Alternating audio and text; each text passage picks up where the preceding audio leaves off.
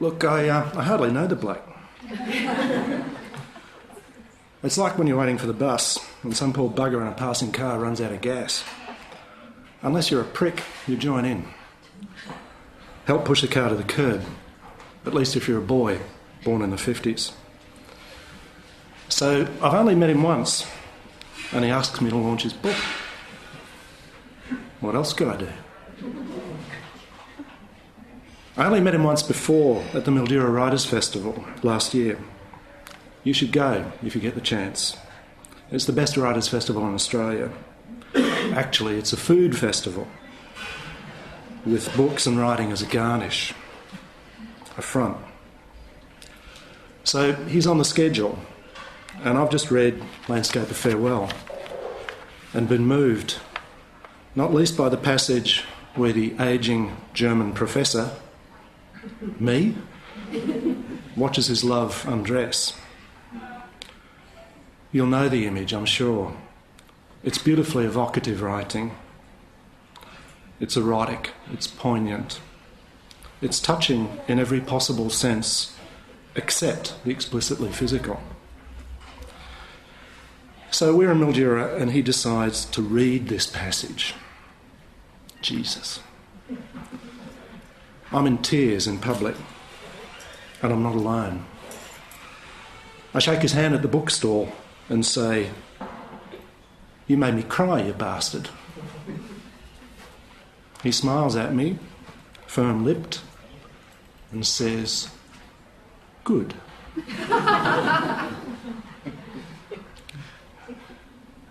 And a year later, maybe, he remembers and asks me to push his car to the curb.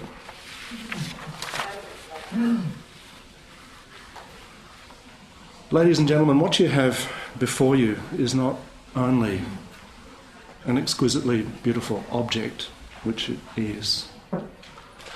It's a remarkable piece of writing. Gentle, quotidian, of small worlds and yet of the cosmos. Loving towards its subjects and their frailties. Deeply disturbing. Ultimately, perhaps, redemptive, though I'm not sure. He leaves you unsure. That's the calibre of his capacity. Some sociologists, especially those who are open to anthropology, like Pierre Bourdieu or Zygmunt Bauman, like to think of our purpose as sociologists as what they call the defamiliarisation of the familiar. The defamiliarisation of the familiar. Everyday life in this optic is ordinary, mundane, and yet exotic, charged, erotic at the same time.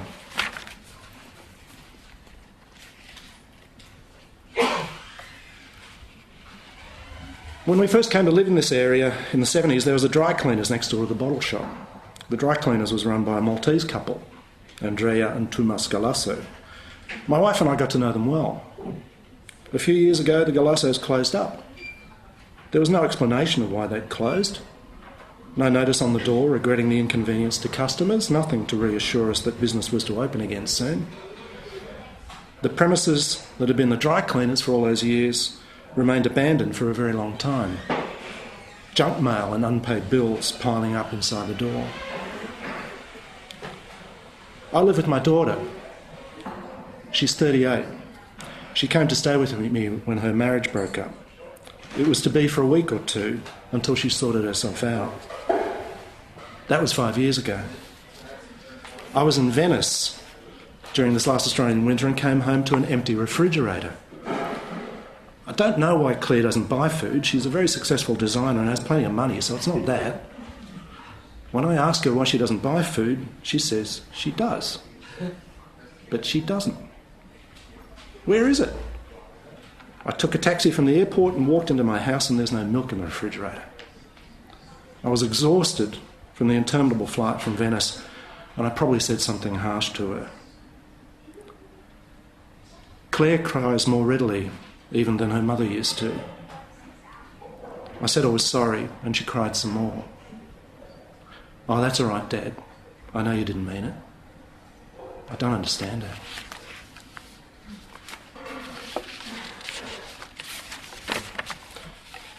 Alex Miller knows how to capture the wonder of the everyday, the wonder of little things. It reminds me of the joke about the anthropologist who takes a small child to the Taj Mahal. I think the story is told about father and son, but it's not a specifically gendered story. Don't know if you've ever heard this story. So,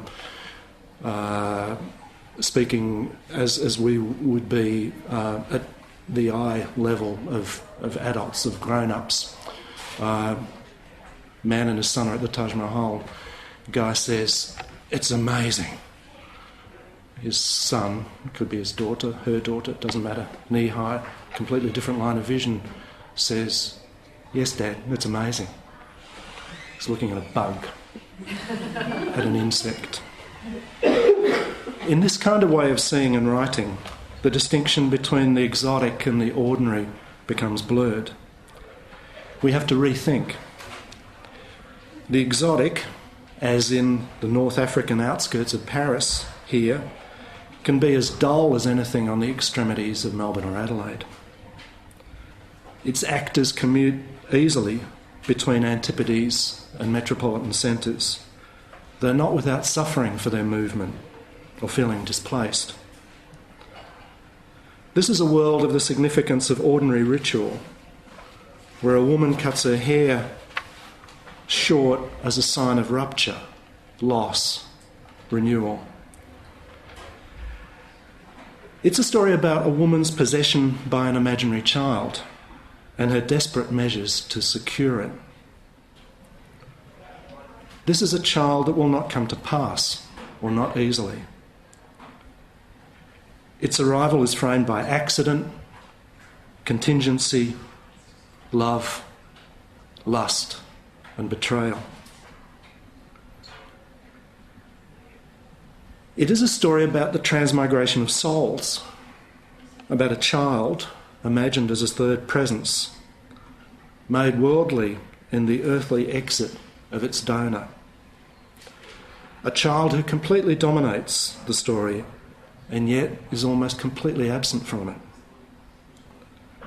It's a story about ghosts, a kind of suburban ghost story. Yet it is also a story about the soul and the flesh. It's a story about solitude or singularity of men and the plurality or company of women. It's a story based on two acts of gifting or giving, of the seed of this child and of the seed of this book, though these could also be acts of borrowing or theft. The distinctions are blurred as we are compelled to contemplate the indistinction of our own thinking and its moral heavy-handedness. For here, in this book, theft is love. Theft is need. It's a story based on acute associative capacities, smells of tomatoes, of northeastern African pastries that call up sex or homeliness, dark eyes, soft skin, sideways glances, the senses, the sensual, smell, touch, kiss, tears.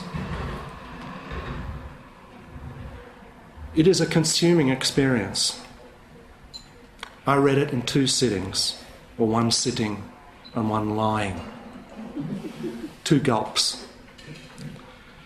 I needed to be done so that he would release me. Just 1 complaint. Not to Alex, of course, he's a nice enough kind of bloke, but to his type. Great writers.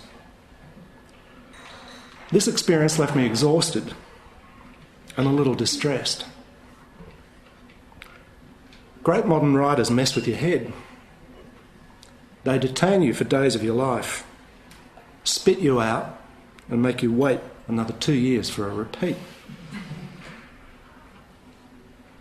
This is not what we sociologists call a symmetrical relationship. What is it that gives writers the authority to treat us like this? I guess the problem is that we consent, and we consent enthusiastically. We are needy, and writing like this is addictive. Then I might ask, like a new suitor, when will you write for me again? So when I'd finished, finally, my eyes were wet. I was relieved, released. I could feel it in my chest and in my throat. So I say to its author, with the tentative touch of new friendship, "You made me cry again, you bastard. You abducted me. You transported me." And he says,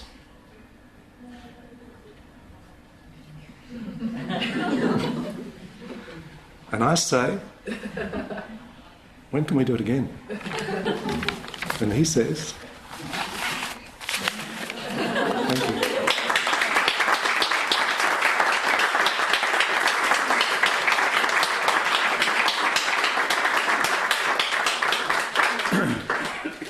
Thanks, Peter. Yes, a tentative new friendship, but not that tentative. Thank you, Annette. You've gone. Oh, there you are. Yeah. Thanks for publishing this book for us and making such a great job of it, and editing it and making me do a lot more than I proposed to do, and finding the book in my rough plan, really. Thanks. And thank you, Peter, for your extraordinary launch. You haven't made me cry yet, but I might, I guess. It's really terrific to see you all here, and it's one of those launches. Every time we do this, I say I'm not going to do it again, because I'm making all these people drive through traffic at peak hour to get here, and so there's a kind of weeding out, and only the real aficionados make it. There's all those other people stranded out there who've given up, had coffee, decided to,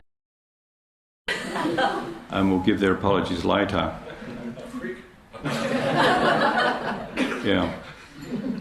I'm not going to stand here talking all night or half the night, but I'm very happy to sign books, and you can be released, as Peter would say. But thanks for coming. It's great to see you all. Lots of lovely friends, and many I haven't seen for ages. So it's quite moving for me to be here with you. Thanks.